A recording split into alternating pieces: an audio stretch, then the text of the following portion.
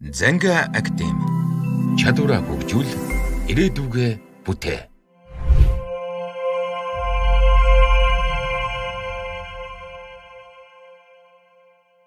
Сайн бацхан уу? SBS програмын хичээлд маань тавтай морил. Энэхүү хичээлийг үзснээр та бүх төрлийн судалгааны өгөгдөлд шинжилгээ хийх чадвартай болох боломжтой.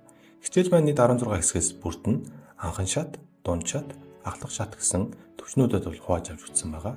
Эдгээр хичээлүүдийг үзснээр SBS програмд өгөгдөл шивж оруулахаас эхлээд хийх авдраад тэгштгэл, D-test-ийн шинжилгээ, корреляцийн шинжилгээ, регрессийн шинжилгээ, ANOVA шинжилгээ гээд олон талын шинжилгээнүүдийн суурь ажиллагаануудад суралцах боломжтой.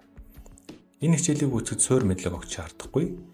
Мөн нэмэлтээр SBS програмыг суулгах заавар, тэр дотроо Mac болоод Windows үйлдлийн орчинд crack суулгах аргуудыг багтаасан байгаа.